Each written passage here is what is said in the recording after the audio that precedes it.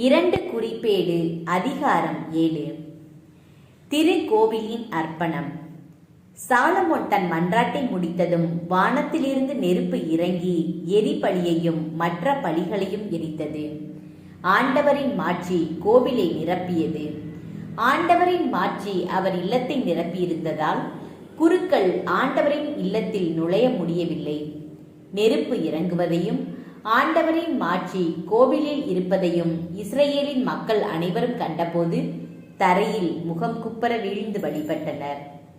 ஆண்டவர் நல்லவர், அவரது பேரன்பு என்றென்றும் உள்ளது என்று அவருக்கு நன்றி கூறினர். அரசரும் மக்கள் யாவரும் ஆண்டவர் திருமுன் பலி செலுத்தினர்.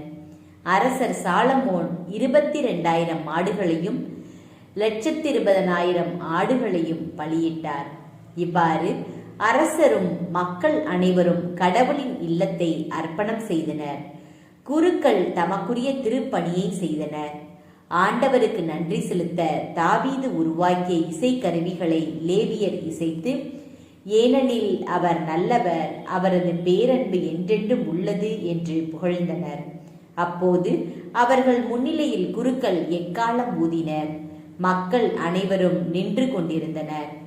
அப்போது ஆண்டவரது இல்லத்தின் முன்பிருந்த நடுமுற்றத்தை சாலமோன் அர்ப்பணம் செய்தார். எரி பலிகளையும் நல்லுறவு பலிகளின் கொழுப்பையும் அங்கேயே அவர் செலுத்தினார். ஏனெனில் சாலமோன் செய்திருந்த வெண்கல பலிபீடம் எரிபலி, தானிய படையல், கொழுப்பு ஆகியவற்றை கொள்ளவில்லை. இத்திருவிழாவை சாலமோன் 7 நாள்கள் தொடர்ந்து கொண்டாடினார். அவருடன் ஆமாத்து எல்லை முதல் எகிப்து நதி வரை வாழ்ந்த இஸ்ரேல் மக்கள் பெரும் திரளாக கூடியிருந்தனர். பலிபீட அர்ப்பணத்தையும் திருவிழாவையும் 7 நாள்கள் அவர்கள் கொண்டாடி 8ஆம் நாளன்று சிறப்பு கூட்டம் நடத்தினர். பின்பு அவர் 7ஆம் மாதத்தின் 23ஆம் நாள் மக்களை அவர்களின் கூடாரங்களுக்கு அனுப்பினார். ஆண்டவர் தாவீதுக்கும் சாலமோனுக்கும் தம் மக்களாகிய இஸ்ரேலுக்கும் செய்துள்ள நன்மைத்தனத்தை நினைத்து அவர்கள் உள்ளத்தில் அக்களிப்போடும் அகமகிழ்வோடும் சென்றனர். இவ்வாறு சாலமோன் ஆண்டவரின் இல்லத்தையும் அரண்மனையையும் கட்டி முடித்தார். ஆண்டவரின் இல்லத்திலும் அரண்மனையிலும் அவர் செய்ய விரும்பிய அனைத்தையும் வெற்றியுடன் முடித்தார். கடவுள் சாலமோனுக்கு 2ஆம் முறை தோன்றல். பின்பு ஆண்டவர் சாலமோனுக்கு இரவில் தோன்றி, நான் உன் விண்ணப்பத்தை ஏற்று இவ்விடத்தை எனக்கு பலியிடும் கோவிலாக தேர்ந்து கொண்டுள்ளேன். நான் மழை பெய்யாதவாறு வானத்தை அடைத்தாலும், நாட்டை அழிக்க வெட்டுக்கிளிகளுக்கு கட்டளையிட்டாலும், என் மக்களிடையே கொள்ளை நோயை அனுப்பினாலும், எனது பெயரை போற்றிடும் என் மக்கள் சிறுமையுற்று தங்கள் பாவங்களிலிருந்து மனம் வருந்தி இறந்து மன்றாடி என் திருமுகத்தை நாடினால், வானத்திலிருந்து அவர்களது மன்றாட்டுகளை கேட்டு அவர்கள் பாவங்களை மன்னிப்பேன். அவர்களது நாட்டுக்கு நலன் அளிப்பேன். இவ்விடத்தில் எழுப்பப்படும் வேண்டுதல்களை என் கருணை கண் கொண்டு நோக்கி கவனத்தோடு செவி கொடுப்பேன்.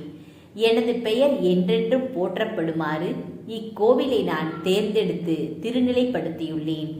என் கண்ணும் கருத்தும் இதன் மேல் எந்நாளும் இருக்கும்.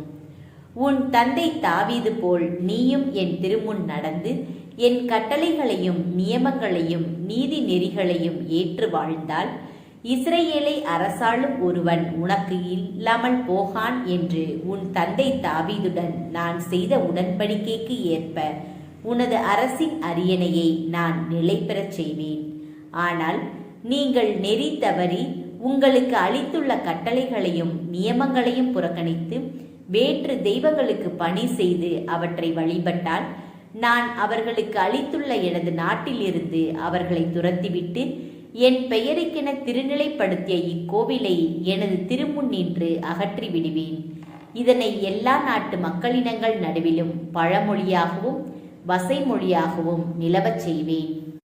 அப்பொழுது உயர்ந்து விளங்கிய இக்கோவிலை கடந்து செல்வோர் யாவரும் நடுங்கி, ஆண்டவர் இந்நாட்டிற்கும் இக்கோவிலுக்கும் ஏன் இவ்வாறு செய்துவிட்டார் என்று கேட்பார்கள்.